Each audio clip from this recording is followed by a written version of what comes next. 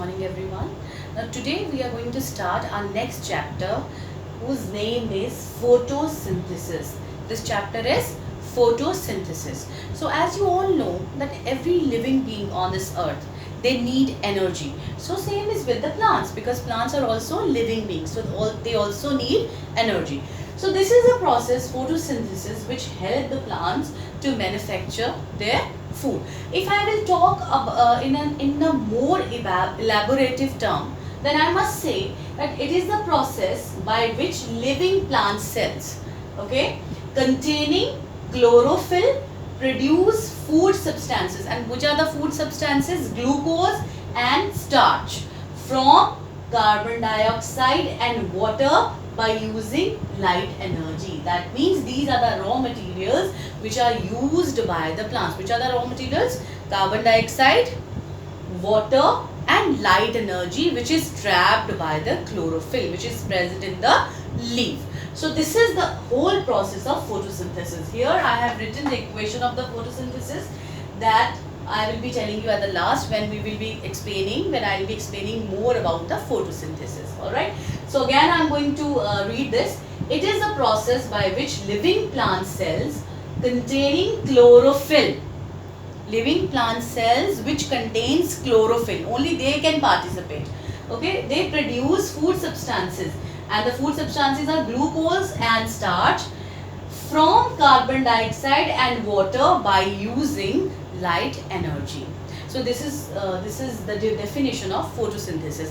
Now please notice one thing. Please always remember that now, if in class 10th they will ask the definition of photosynthesis, then you will not write the definition that you have been learning since class 1, that it is the process by which plants manufacture their food. No, you have to write the definition in a more elaborative way, in this way, the way I have written on the blackboard. Alright, so this is the definition that you need to write.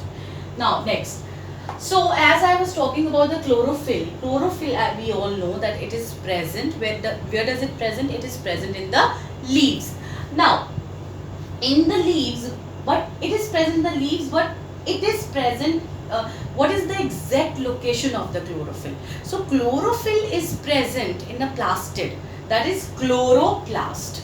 Okay, it is a microscopic oval shaped structure. It is a microscopic, very minute oval shaped structure that is present in the leaf. Inside this chloroplast, the chlorophyll is present. Now, what is the structure? Here I have made the structure of chloroplast.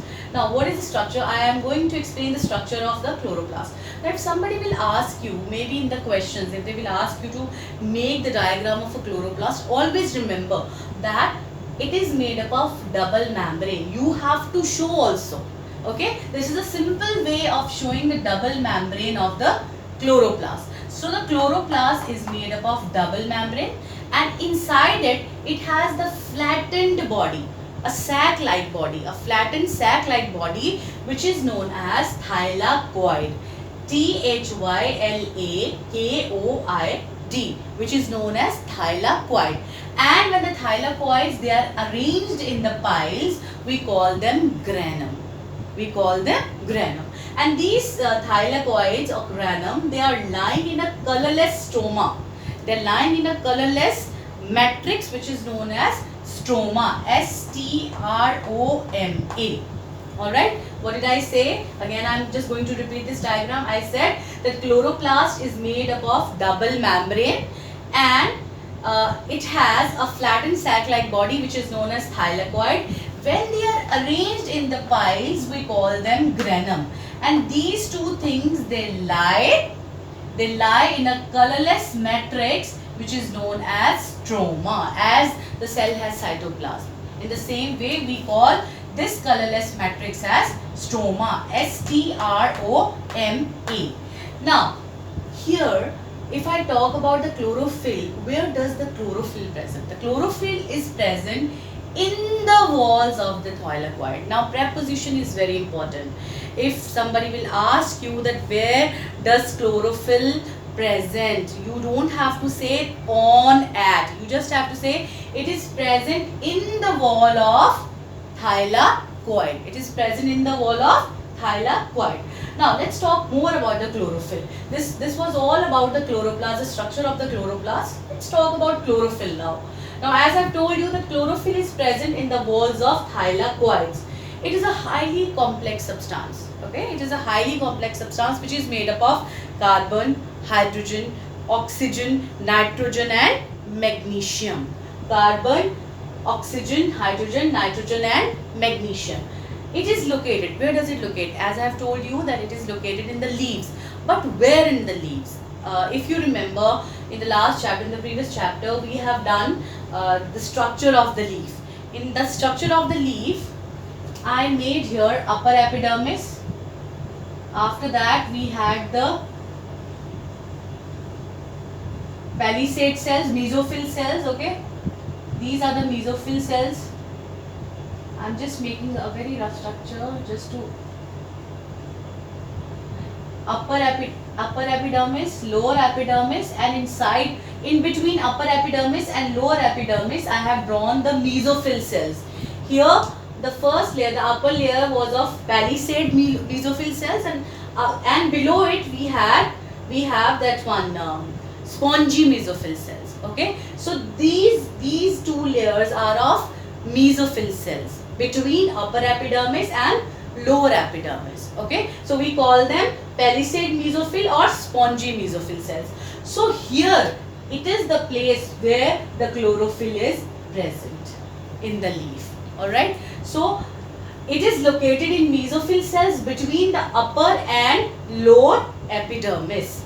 Now it is also found in the guard cells, and it is also found on the outer layer of young green stem like cactus. Okay, it is also found in guard cells and outer layer of young green stem. And chlorophyll is very, very sensitive. It is highly sensitive to light. If the light is too much, okay, then it will destroy the chlorophyll. Alright, but light is also needed by the chlorophyll, because in the presence of light only the chlorophyll is manufactured. If there is no light, chlorophyll can never be manufactured. For example, you must have seen the grass. Sometimes you must have seen the grass which grows under the shady trees, and that grass doesn't look, green in color. That grass looks yellow in color. What is the reason? Because it is growing under the shady tree, so it is not getting the enough light. If it is not getting the enough light, that pigment chlorophyll is not being manufactured, and if it will not be manufactured, then green color will never come in it. Okay, so that's why it is yellow in color. Now another thing, that have you ever thought that why chlorophyll pigment is green in color? What gives green color to the chlorophyll? It is because chlorophyll absorbs blue and red light both. It absorbs blue and red light, both lights, and then it reflects the green light. That's why, that is the reason that chlorophyll appears green in color. Alright, so that's all about the chlorophyll. Okay, I will just recap it once more quickly. Chlorophyll is present in the walls of thylakoid. It is composed of carbon, oxygen, hydrogen, nitrogen and magnesium. It is located in the mesophyll cells between the upper and the lower epidermis. That means this is the area of the mesophyll cells where the two types of mesophyll cell, palisade and spongy cells, mesophyll cells, they are present. So here chlorophyll is located. And we also find it in guard cells, outer layer of young green stems, and as I have already told you that it is highly sensitive to light. If the light is really too much, then it can destroy the chlorophyll.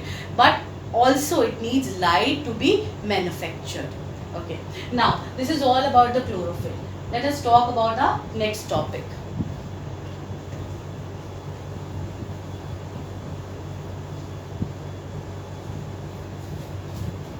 Now our next topic is stomatal opening and closing.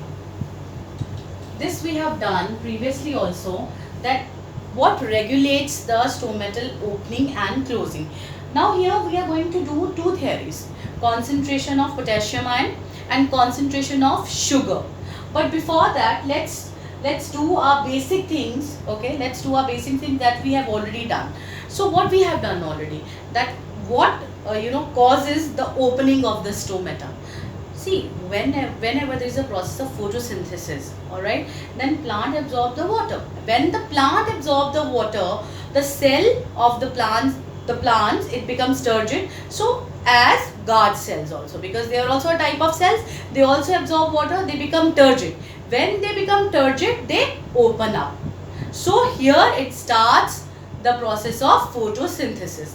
Another thing, during night, when they lose water, okay, when there is a loss of water, they become flaccid and the stomata gets closed. Alright, that is the time when the stomata get closed. This is what we have learned. Now here I will be talking about the two theories. First is potassium ion concentration theory, and second is sugar concentration theory. Now what is potassium ion concentration theory? Now children, it is said that whenever there is a process of photosynthesis, mesophyll, the chlorophyll which is present in the mesophyll cell, it absorbs the light energy. When it absorbs the light energy, what happens? The process of photosynthesis starts, it occurs. Then when the photosynthesis starts, it also produces a lot of energy in the form of ATP. It produces energy in the form of ATP. So this ATP, okay, this ATP, it takes more, potassium ions. It takes more potassium ions from the neighboring cells that have surrounded the guard cells, and it pushes the potassium ions inside the guard cells. If here I'll make the guard cells. Okay, so what did I say? I said during the process of photosynthesis there is a more formation of ATP. This ATP, it pumps more potassium ion. It pumps more potassium ion inside the guard cells. Okay, so what happens then? Now, if there will be more potassium ions inside the cell will become hypertonic. What is hypertonic? That means the cell will be having more solute, more ions. So that means it needs more water now. So since it has already become more hypertonic, it will absorb more water, because now here we have hypertonic solution inside and outside we have hypotonic. So that will cause more absorption of water. If because of the hypertonic situation, it will absorb more water. Of course, as you know that the inner wall of the guard cell, it is thick and outer wall is thin. So they will absorb the water and they will become turgid. They will swell up. And as they will become turgid, they will open up. And when they will open up, obviously the process of photosynthesis will occur more. Alright. And vice versa happens during night. During night, when there is a leakage of these potassium ions out of the guard cells. What I'm saying there will be a leakage of these potassium ions during the night outside. Then what will happen? They will become flaccid. They will close. And as they will close, the process of photosynthesis will stop.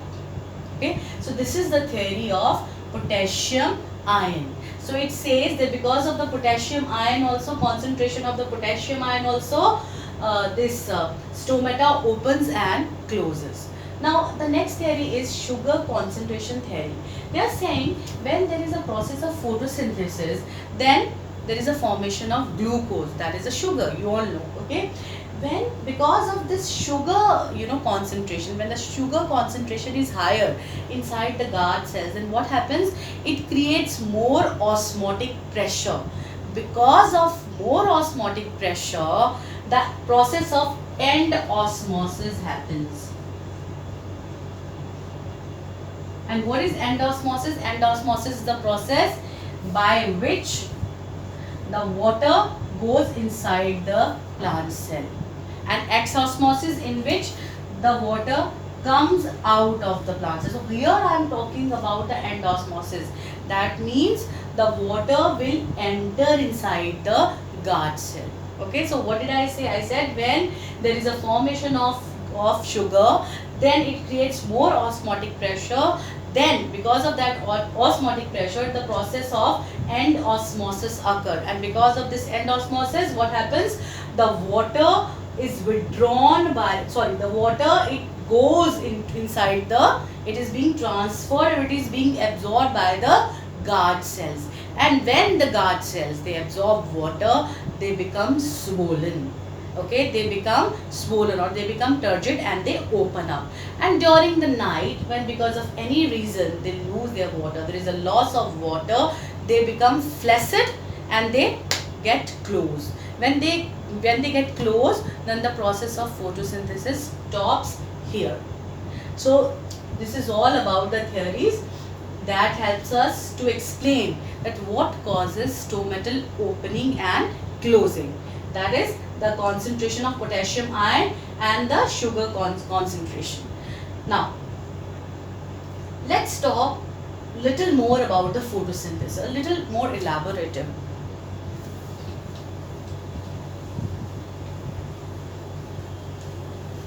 Now, as we know that mesophyll cells, they are the prime, they are the all prime source of photosynthesis, we can say. The prime activity of photosynthesis takes place in the mesophyll cell. So in the mesophyll cells, we all know that there is a chlorophyll. So that chlorophyll, it absorbs the light energy. So that light energy is used to manufacture food in the presence of carbon dioxide and water. So that light energy which is absorbed by the chlorophyll, it is used in making food for the plant, or making chemical substances for the, or it is, we can say that it helps in doing the chemical reaction. Okay, it helps in doing the chemical reaction, which further on helps in manufacturing food in the presence of chlorophyll, which will absorb the light, and also to another raw materials, that is carbon dioxide and water. Okay, so this happens in the mesophyll cell, the activity, the prime activity center. Now next is carbon dioxide. If I talk about the carbon dioxide, then how carbon dioxide diffuses inside the cell. Same, the concentration theory. Inside the plant cell, we know that CO2 is less, and outside in the atmosphere, CO2 is more. Okay, so by the process of diffusion, what was the process of diffusion? That it is a movement of substances. It is a movement of substances from their lower concentration to the, it is a movement of the substances from their higher concentration to the lower concentration. Alright, so again I am going to tell you that what is diffusion? It is the movement of substances from their higher concentration to their lower concentration. So where the CO2 is higher in concentration, outside in the atmosphere. So here it is lower inside the plant cell, so it will diffuse it from the atmosphere inside the plant cell.